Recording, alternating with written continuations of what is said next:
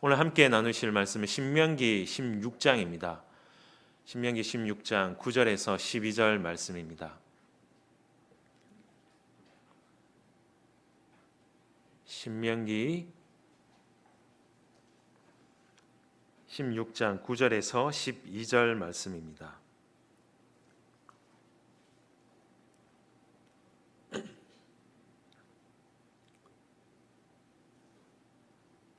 제가 9절부터 봉독해 드리겠습니다.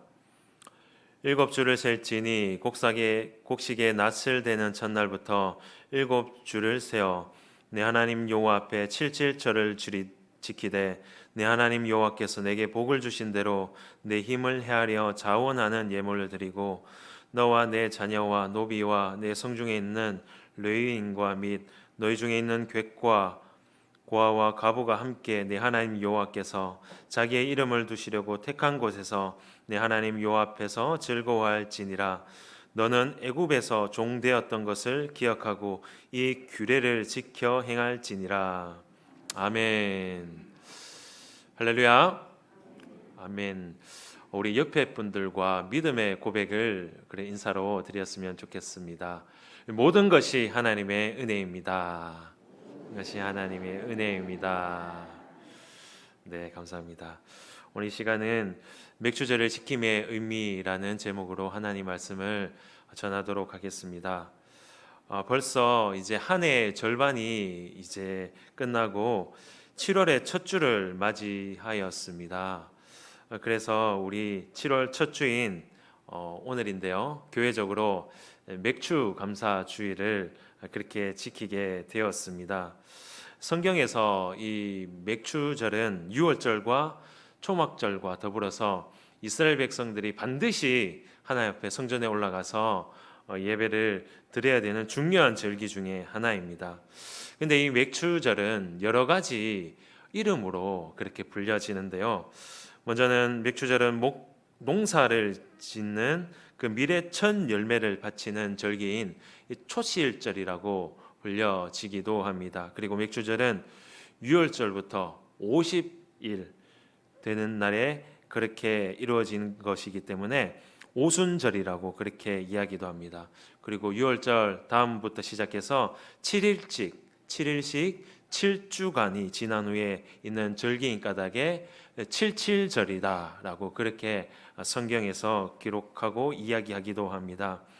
이러한 맥주절은 미래 추수를 넘어서 또 중요한 역사적인 의미를 가지고 있는데요. 그것은 구약 시대에 출애굽한 이스라엘 백성들이 시내산에서 하나님 앞에 그 율법을 받을 때가 바로 맥주절입니다. 그리고 신약 시대 때 주님께서 부활하신 후에 성령께서 강림하신 그 성령 강림절 또한 바로 이때라고 할 수가 있습니다. 이와 같이 성경적으로 이 맥주절과 오순절은 같은 날이지만 우리 한국교회에서는 다른 날로 지키게 됩니다. 그래서 오순절은 성령 강림절로 그렇게 지키게 되고, 또 맥주 감사절은 시기와 상관없이 오늘같이 7월 첫 주에 하나님 앞에 감사로 예배를 드리고 있습니다. 이 맥주절이라는 것은 이 농경사회 문화 가운데에 비롯된 감사의 절기이죠. 이 봄철에 우리 이모작을 할 때 봄철에 뭐가 추수가 가능했습니까? 네, 보리지요. 네, 보리를 통하여서 하나님 앞에 올려드리고 감사하는 절기가 바로 맥주 감사 주일이었습니다. 그래서 오늘 이 맥주 감사 주일을 통하여서 우리가 그 절기를 지킴으로 하나님께서 교훈하시는 말씀을 듣기를 원합니다. 무엇보다도 맥주절은 하나님의 신실하심을 나타내고 있습니다. 10절 말씀을 다 같이 한번 읽어보도록 하겠습니다. 10절 말씀입니다. 내 하나님 여호와 앞에 7절을 지키되. 아멘. 7절이 뭐라고 말씀드렸습니까? 맥주절의 또 다른 이름이라고 그랬죠. 7일씩 7주간 후에 드리는 절기이기 때문에 바로 이 77절이 맥주절입니다. 그리고 출애굽기 23장 16절에도 그렇게 명령으로 나와 있습니다. 제가 한번 읽어보겠습니다. 맥주절을 지키라. 이는 내가 수고하여 밭에 뿌린 것의 첫 열매를 거둠이라. 아멘. 이렇게 하나님께서는 이스라엘 백성들에게 맥주절을 지키라라고 구약 성경에 5번이나 그렇게 명령하고 있습니다. 그런데 특이한 것은 이 명령은 다 광야에서 그렇게 명령하셨다라는 것입니다. 광야는 이 사막이기 때문에, 농토가 아니기 때문에 농산물을 생산할 수 없는 것입니다. 광야에서는 농사를 지을 수 없기 때문에 당연히 무엇도 지킬 수 없습니까? 수확물이 없기 때문에 당연히 맥주절도 지킬 수가 없습니다. 왜 하나님은 척박한 이 광야에 있는 그들에게 맥주를 지키라고 그렇게 이스라엘 백성들에게 40년 동안 그렇게 말했겠습니까?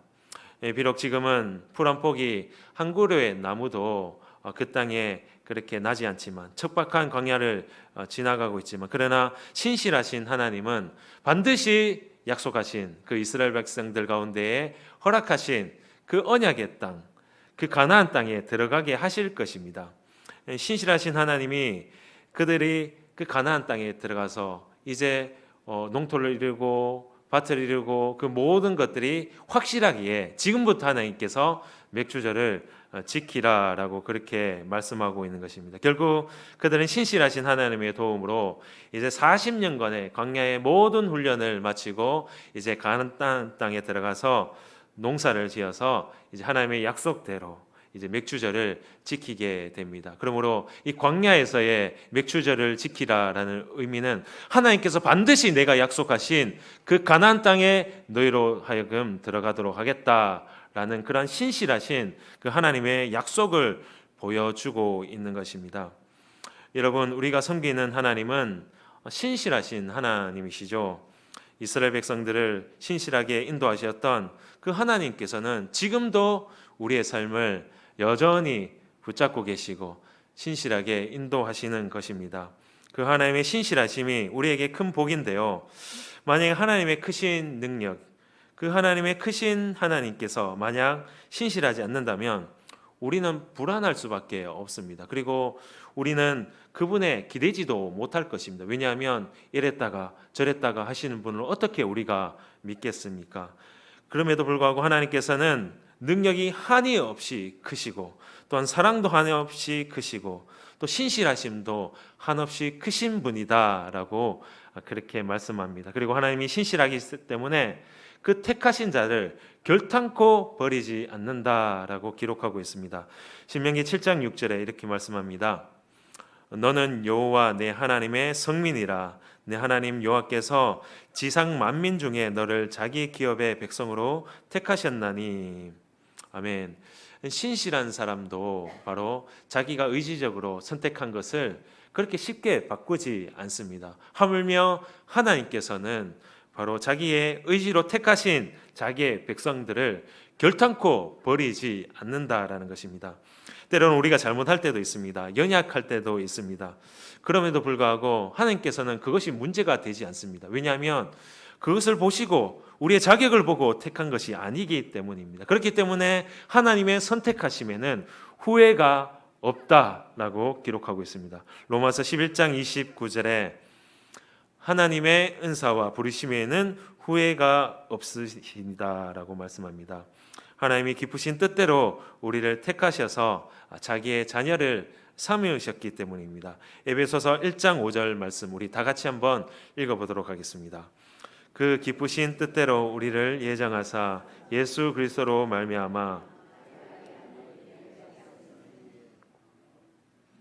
하나님께서 저와 여러분들을 기뻐하셔서 택한 것입니다. 우리가 태어나기 전에 이미 하나님께서 창세 전부터 우리를 또 택하시고 또 지으시고 또 무엇보다도 예수 그리스도를 이 땅 가운데 보내어 주셔서 하나님 믿게 하시고 하나님의 아들로 되게 하셔 주셨다라는 것입니다.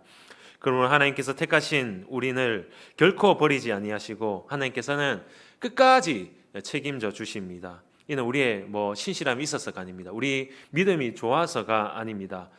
무엇보다도 하나님의 그 신실하심 때문에 바로 여전히 우리는 하나님 안에 있는 것이죠. 그래서 우리를 택하신 하나님이 신실하기 때문에 바로 우리를 끝까지 책임져 주십니다. 그래서 우리가 이 세상에 살아갈 때 오직 믿을 분은 누구뿐입니까? 그 신실하신 그 하나님밖에 믿을 수밖에 없습니다. 그래서 성경에는 마음을 다하여서 하나님을 신뢰하라, 마음과 뜻을 다하여서 내 하나님 앞에 나아가고 그분만을 바라보아라 라고 그렇게 기록하고 있습니다. 그래서 하나님에 대해서만 진심으로 신뢰하라 라고 하는 것입니다. 우리가 신뢰한다면 하나님 앞에 모든 것들을 맡겨야 합니다. 우리의 모든 것 하나부터 열까지 하나님 앞에 맡겨 드려야 합니다.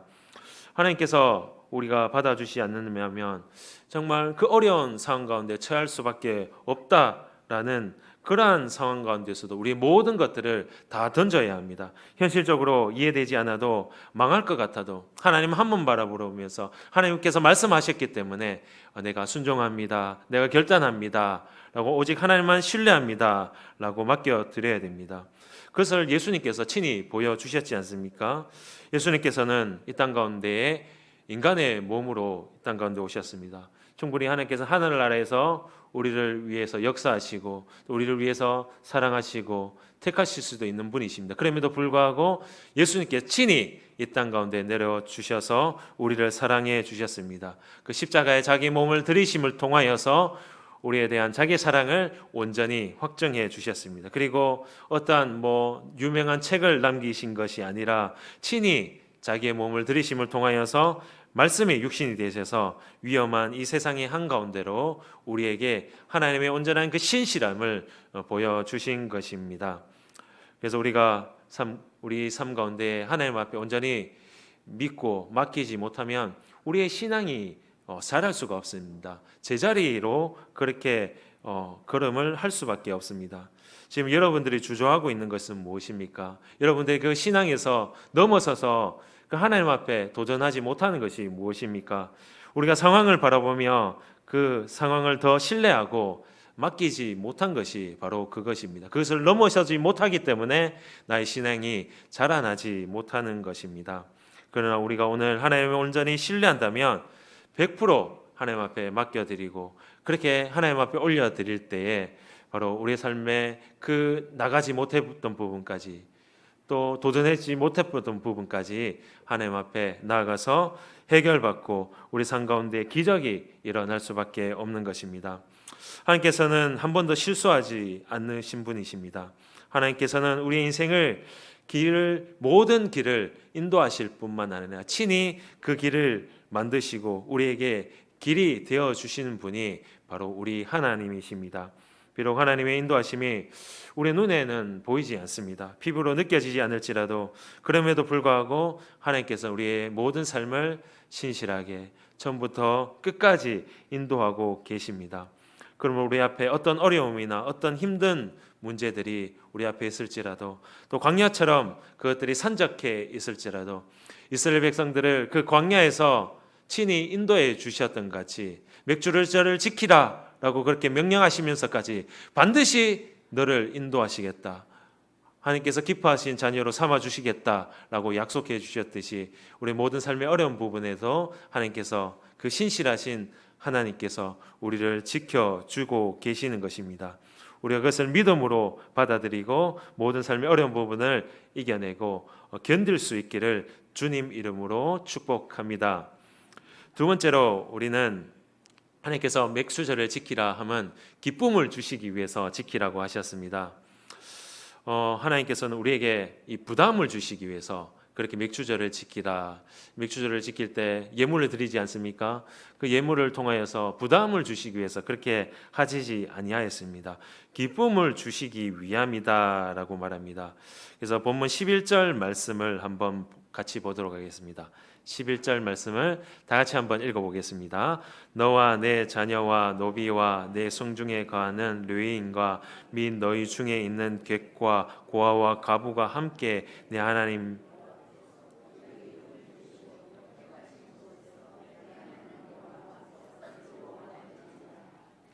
아멘.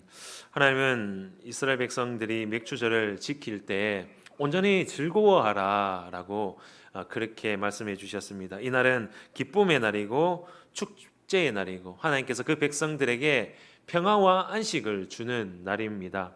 하나님께서 이스라엘 백성들에게 맥추절을 지키라고 하신 것은 그저 이제 예물만을 들고 나가기 위해서 그렇게 하신 것이 아닙니다. 그들의 백성에게 기쁨을 주고 또 그 백성을 통하여서 하나님께서 영광 받으시기 위해서 그렇게 제정하신 것입니다. 하나님은 그의 백성들이 기쁨 가운데 살아가기를 원하시죠.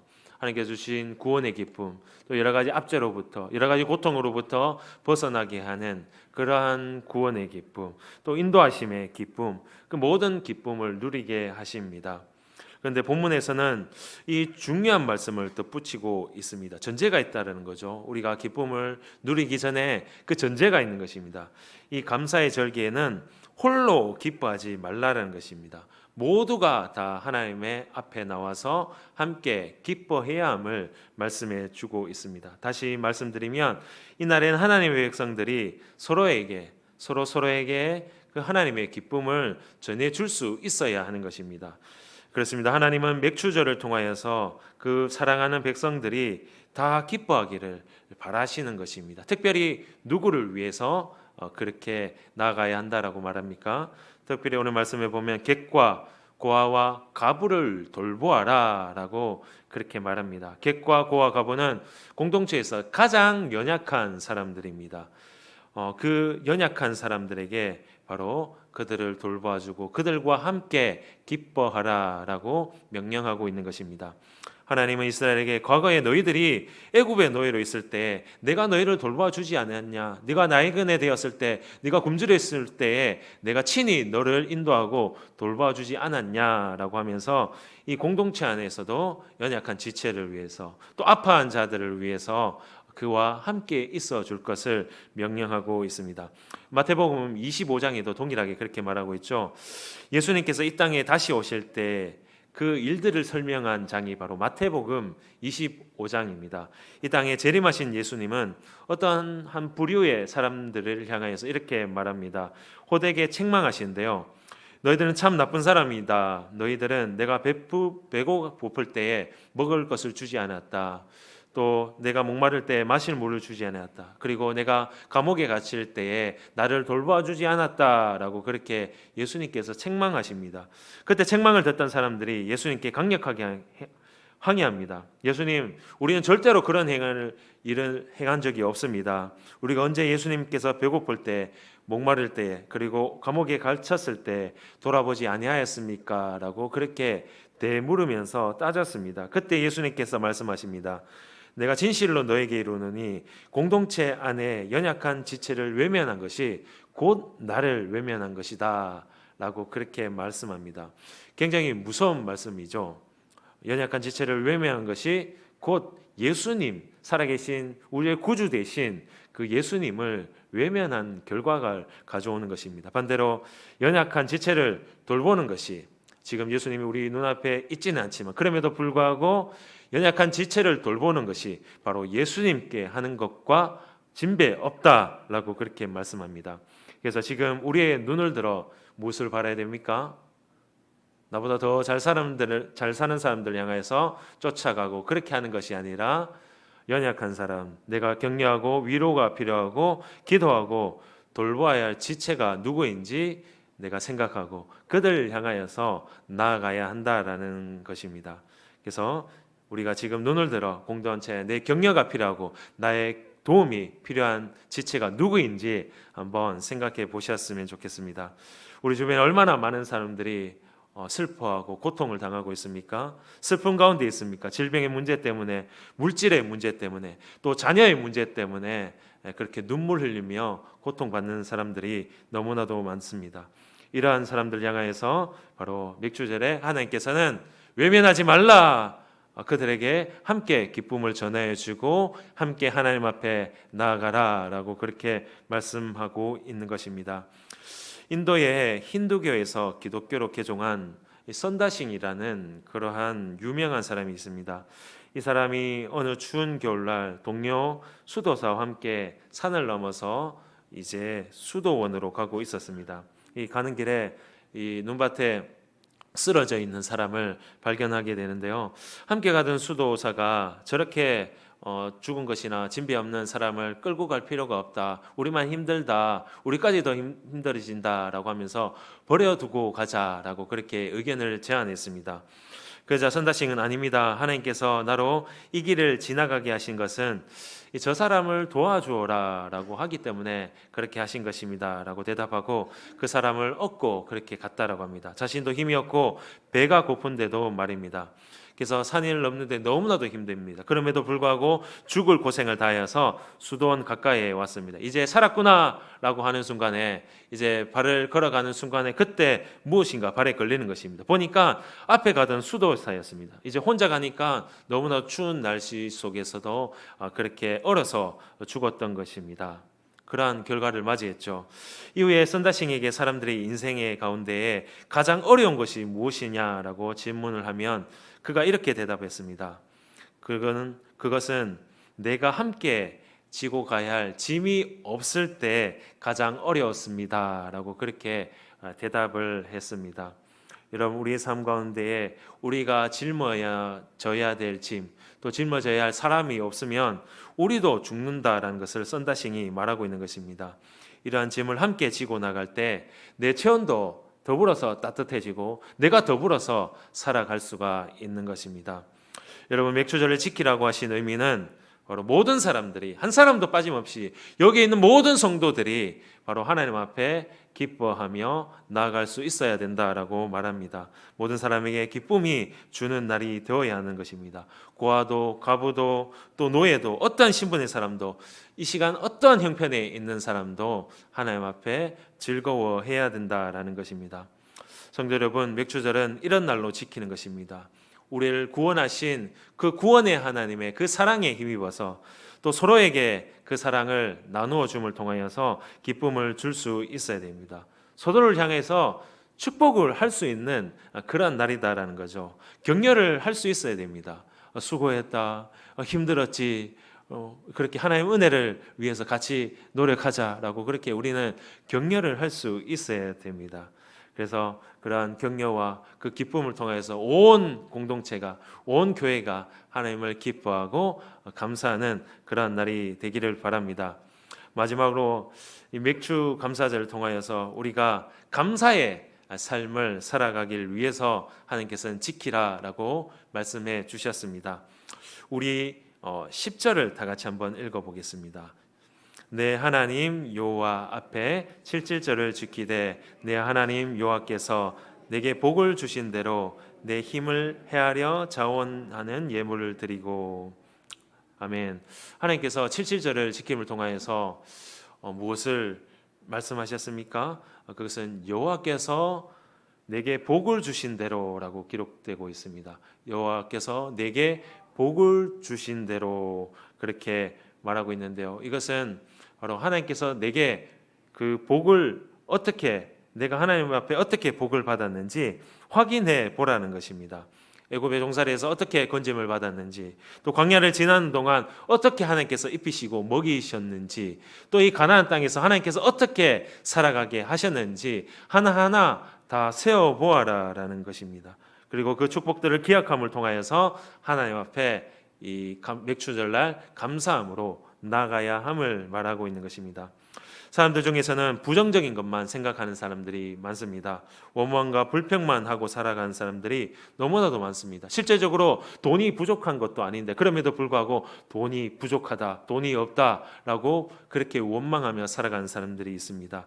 감사하는 사람들이 너무나도, 감사하지 못하는 사람들이 너무나도 많습니다. 그리고 또 자기는 모든 것들이 갖추어져 있음에도 불구하고 늘 부족하다라고 생각하며 하나님 앞에 감사하지 못하고 늘 불만한 사람들이 있습니다. 여러분, 불만과 불평의 그 길의 끝은 무엇입니까? 사망입니다. 죽는 길입니다. 이스라엘 백성들이 광야를 지나는 동안 원망하고 불평했습니다. 그래서 어떻게 되었습니까? 불뱀이 나와서 다 물어 죽였죠. 그리고 이스라엘 백성들은 하나님 은혜로 만나만 먹으면 살 수 있는데 이제 고기가 없다고 하나님 앞에 불평하게 됩니다. 그때 하나님께서 어떻게 됩니까? 바로 또 하나님께서 치심을 통해서 많은 자들이 죽었다라는 것을 우리는 알 수가 있습니다. 그러므로 우리는 원망을 버려야 됩니다. 우리 삶 가운데 모든 불평을 버려야 하는 것이죠. 그리고 삶을 통하여서 하나님께서 우리에게 주신 그 모든 복을 셀 수가 있어야 됩니다. 그리고 감사의 이유를 찾아서 그 감사의 이유를 가지고 하나님 앞에 그 감사의 예배를 이 자리에서 드려야 하는 것입니다. 이 감사절뿐만 아니라 우리 삶 가운데에 하나님께서 우리에게 주신 복을 하나하나 다 세어서 주일날 그 감사거리를 가져와서 하나님을 예배하고 찬양하는 모습이 우리 삶이 되어야 하는 것입니다. 그것이 바로 맥주 감사절의 그 감사절을 지키는 의미입니다. 그렇다면 오늘 맥주 감사절은 어떤 날입니까? 지난 반년을 돌아보면서 하나님 앞에 감사하는 그러한 절기입니다. 하나님께서 우리 삶을 어떻게 인도하셨는지 그 하나님의 그 섬세한 그 인도하심을 우리는 기억해 내야 됩니다. 우리를 눈동자와 같이 살피시는 하나님의 사랑이 어떠한 것인지 기억해야지 우리 가운데에 은혜가 있는 것입니다. 내 입술에 있는 모든 원망과 불평을 다 던져버리고 오직 감사와 찬양만이 흘러나가야 하는 그러한 절기입니다. 여러분, 우리가 받은 복을 세어보시기 바랍니다. 모든 순간순간이 바로 하나님의 은혜요 축복입니다. 우리가 그것을 한번 생각해 보시고 돌아와 보았으면 좋겠습니다. 그리고 반대로 우리가 어떤 삶을 이때까지 살았는지 그렇게 돌아보기를 원하는데 우리는 어떻습니까? 우리는 망각의 동물이죠. 계속해서 잊어버립니다. 하나님께서 구원해 주시고 그때 저렇게 해서 도와주시고 저런 모습을 통해서 또 저 사람을 붙여주셔서 구원해 주셨는데 그럼에도 불구하고 우리는 그것을 굉장히 잘 까먹습니다. 기억하지 못합니다. 물론 우리 삶 가운데에 빨리 잊어버려야지 좋은 것들이 있습니다. 고통이나 눈물이나 그런 것들을 계속해서 가지고 있으면 더 고통스럽다. 이런 것들은 빨리 잊어버려야 됩니다. 그러나 우리 삶 가운데 잊어버리지 말아야 할 것이 있습니다. 그것이 바로 하나님의 은혜이죠. 하나님께서 내게 베풀어 주신 그 하나하나 다 기억해내서 하나님 앞에 감사해야 됩니다. 그런데 우리는 어떻습니까? 하나님께서 내게 해주신 것은 기억하지 못하고 금방 까먹는데 내가 하나님 앞에 행한 일을 하나님 내가 어떻게 하나님 앞에 봉사하고 교회를 어떻게 섬겼는지 또 내가 하나님 앞에 얼마나 헌금을 많이 했는지 이런 것은 많이 기억하고 반대로 하나님께서 내게 해주신 일들은 잘 기억하지 못하는 그러한 경향이 있다라는 것입니다. 그래서 우리는 이 감사의 삶을 온전히 살아낼 수 있어야 되는데 우리의 삶 가운데 어떻게 하면 이 감사의 삶이 넘쳐나게 할 수 있을까요? 첫 번째로 우리는 받은 것에 대해서 마땅하게 반응을 해야 되는 것입니다. 이 받은 것을 받았다라고 하는 것이 감사입니다. 그런데 많은 사람들이 받았음에도 불구하고 그것을 전혀 받지 않는 것처럼 행동한다라는 것입니다. 오리발 내미는 것이죠. 받은 것은 받았다라고 고맙다고 하는 것이 당연한데 우리는 그 당연함조차도 하지 않는다는 거죠. 누가복음 17장에 10명의 나병 환자가 주님으로부터 나와서 나병으로부터 건짐을 받았습니다. 근데 그럼에도 불구하고 누구만 몇몇만 그렇게 하나님 앞에 감사의 예수님께 감사 인사를 돌렸습니까? 네, 한 명이죠. 한 명만 다시 돌아와서 예수님 앞에 감사의 그렇게 인사를 하였습니다. 이 감기가 나은 것이 아니지 않습니까? 치명적인 질병, 이 불치병이 나은 것입니다. 그럼에도 불구하고 감사하지 못하는 것이 바로 인간이라는 것입니다. 이것이 인간의 더러운 죄성을 보여주는 것입니다. 사람들은 자기 자신에게 주어진 것을 너무나도 당연한 일입니다. 맨 처음에는 이것을 고맙다고 여길지는 모르겠지만 이것이 계속해서 이렇게 내게 허락되다 보면 그것이 그냥 감사로 여기지 아니하고 당연한 것으로 여깁니다. 이것이 바로 죄라는 것이죠. 마치 받아야 할 권리가 있는 것처럼 주장한 태도를 가지면 우리는 감사하지 못하는 삶을 살아갈 수밖에 없습니다. 나병 환자 10명이 모두 소리를 높여서 뭐라고 말합니까? 예수 선생님이여 우리를 불쌍히 여겨 주소서라고 그렇게 말했지만 정작 나온 후에는 한 사람만이 그렇게 찾아와서 큰 소리로 하나님 앞에 영광을 돌리며 돌아왔다라고 기록되어 있습니다. 큰 소리로 병이 낫지 않을 때는 큰 소리로 간구하면서 예수님을 찾았지만 이제 병이 다 나은 후에는 큰 소리로 하나님 앞에 영광을 돌린 사람은 단 한 명밖에 없다라고 그렇게 이야기하고 있습니다. 오늘 우리는 하나님의 은혜를 얼마나 깨닫고 그 하나님의 사랑에 얼마나 감사하고 있습니까?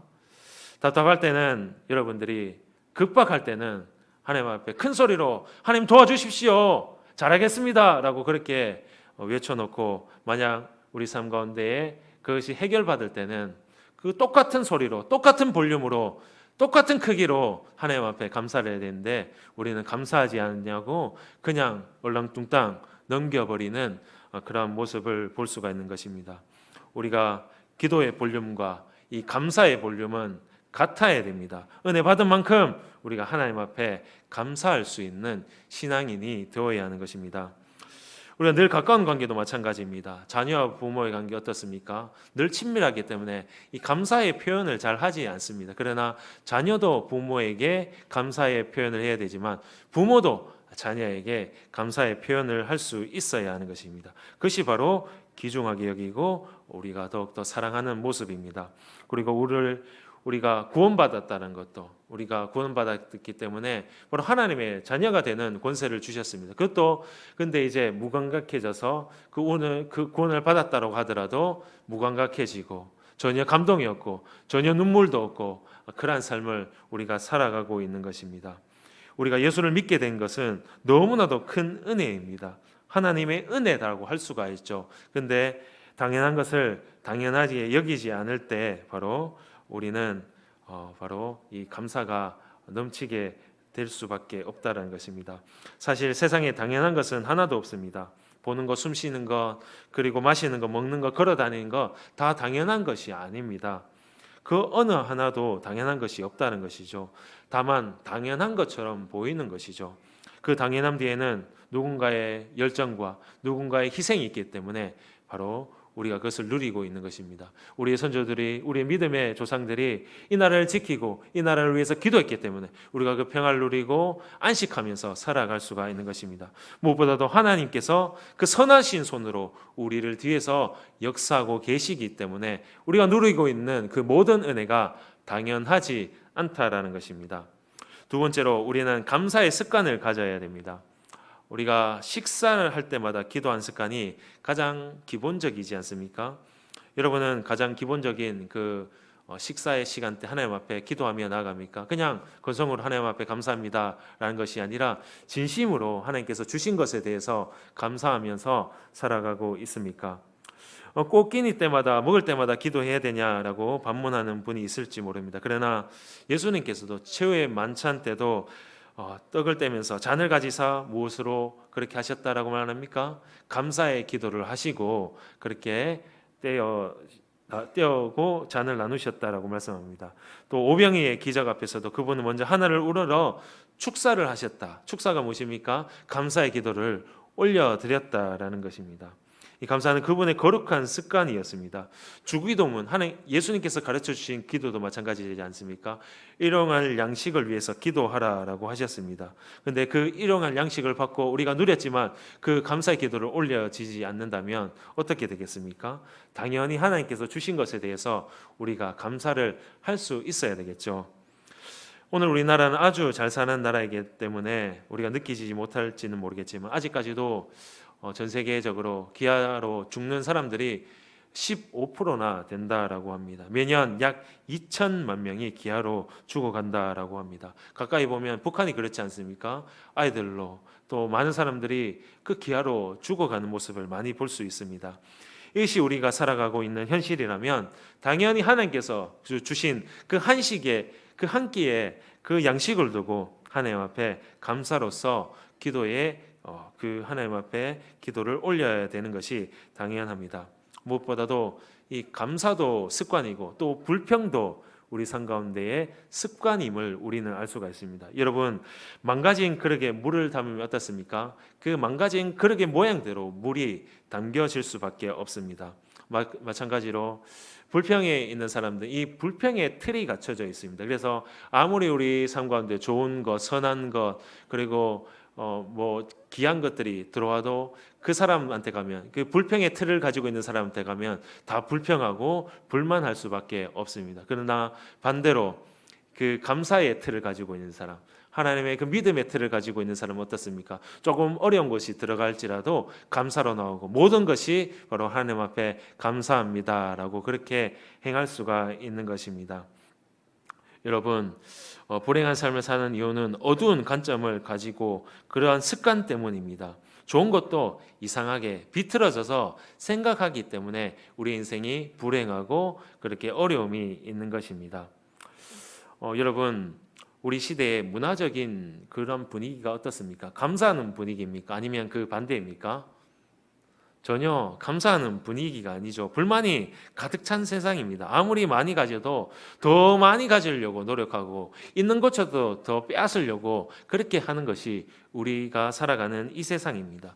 우리는 그렇기 때문에 이런 문화와 싸워야 합니다. 소극적으로 가만히 있으면 안 됩니다. 습관적으로 우리는 감사를 외치고 하나님 앞에 우리에게 주신 것, 그 모든 것도 소중하게 여겨야 되는 것입니다. 로마서 12장 2절의 말씀처럼 우리는 이 세대를 본받지 말아야 됩니다.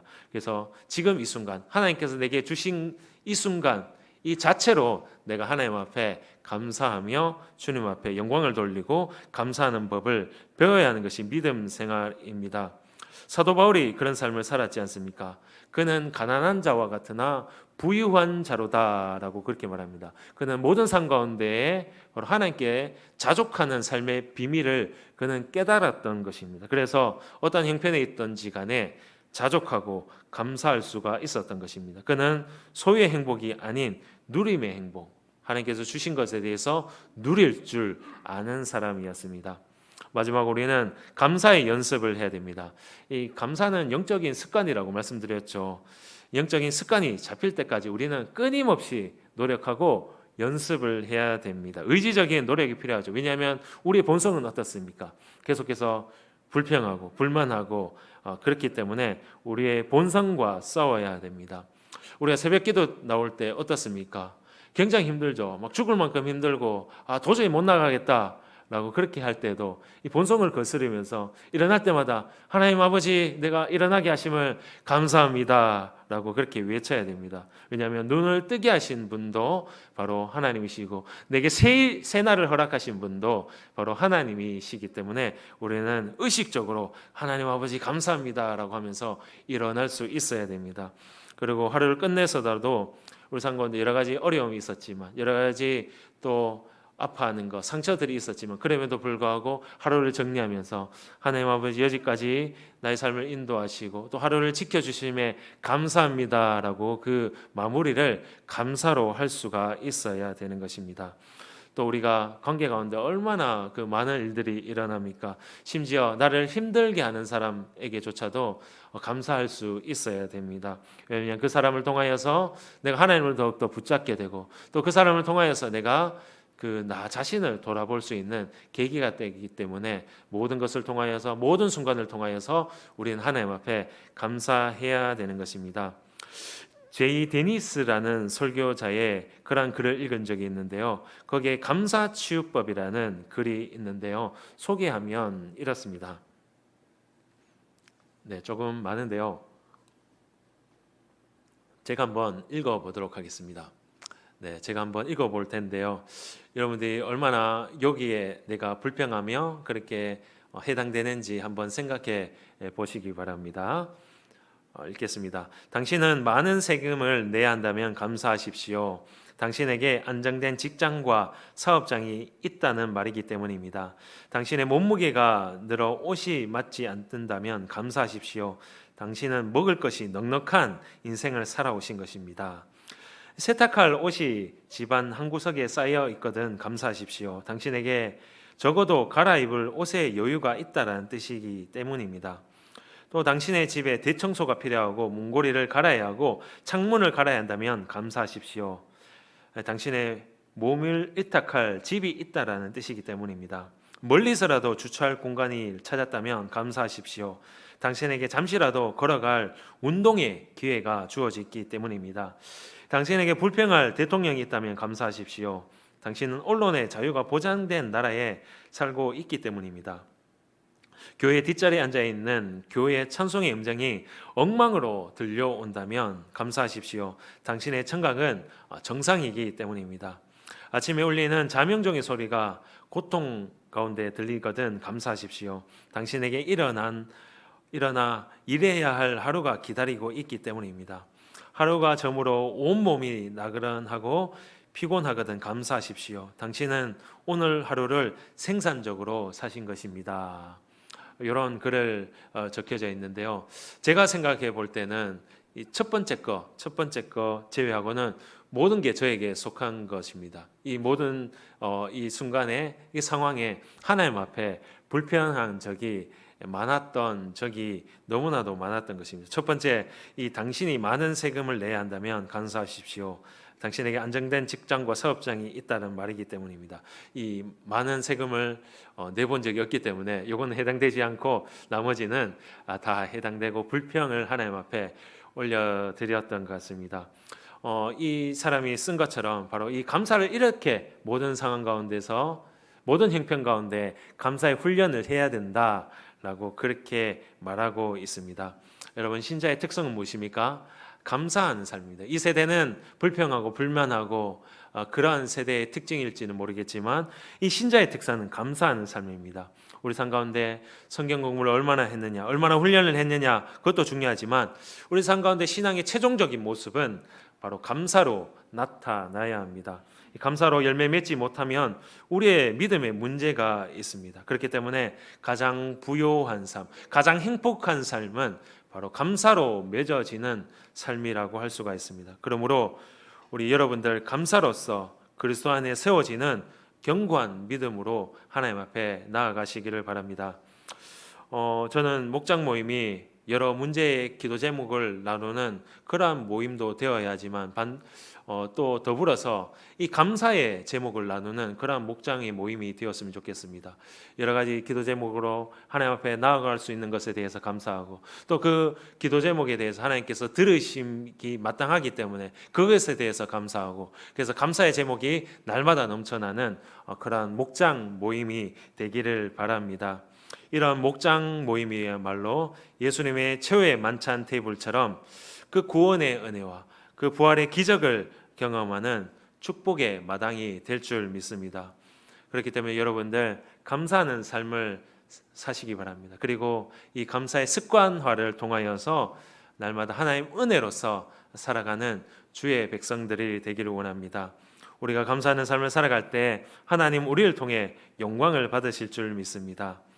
그렇기 때문에 우리가 그리스도 안에서 날마다 믿음으로 견고하게 세워지고 또 믿음의 선한 열매인 감사가 여러분들의 입술에 끊임없이 흘러나오기를 바랍니다. 오늘 맥주 감사 주일을 맞이해서 우리 안에 이 감사가 회복됐으면 좋겠습니다. 그리고 이 감사를 할 수 있는 전제가 무엇입니까? 아까도 말씀드렸던 것처럼 우리 삶 가운데 어려움이 있고 눈물이 있고 고통이 있지만 그럼에도 불구하고 하나님께서 나의 삶을 붙들어 주신다, 여전히 인도하신다, 그 신실하신 하나님을 우리가 믿기 때문에 우리가 어떠한 순간에서도 감사할 수가 있는 것입니다. 그리고 이 감사와 기쁨은 우리의 끝에서 끝나는 것이 아니라 옆에 있는 어려운 사람들, 눈물 흘리는 자들 향하여서 함께 나아가고 도와주고 위로하는 우리 공동체가 되기를 바랍니다. 그렇게 해서 우리가 감사로서 하나님을 바라보며 온전히 승리하는 우리 모든 성도들 되시기를 주님 이름으로 부탁드립니다. 이 시간 우리가 기도하길 원합니다. 우리가 맥주 감사 주일을 맞이해서 이 전반기를 인도하신 그 하나님 앞에 감사하기를 바랍니다. 우리 교회 가운데에, 우리 가정 가운데에 함께 하시고 복을 주시며 또 모든 어려운 가운데에서도 보호해 주신 그 하나님을 기억하며 감사의 기도를 올려드리기 원합니다. 깊이 생각하시면서 하나님께서 내 삶 가운데 어떠한 은혜를 주셨는지 그 하나하나 세면서 감사의 기도를 올리시기 바랍니다. 그리고 감사도 습관이며 훈련입니다. 당연한 것으로 여기지 아니하고 당연한 것을 이 시간 감사로서 기도로 하나님 앞에 나아가기를 바랍니다. 감사의 연습을 하여서 더욱더 우리의 삶이 감사로 넘쳐지게 하시고 하나님 은혜로 넘쳐나는 삶을 살아가게 해달라고 기도해 주시고, 무엇보다도 우리가 신실하신 하나님을 기억하며 고난과 어려움을 돌파해 나가며 우리에게 주신 그 하나님 은혜와 물질을 도움이 필요한 자들과 나누며 함께 나가는 귀한 감사절이 될 수 있도록 우리 삶이 되게 해달라고 이 시간 우리 합심하여서 기도하도록 하겠습니다.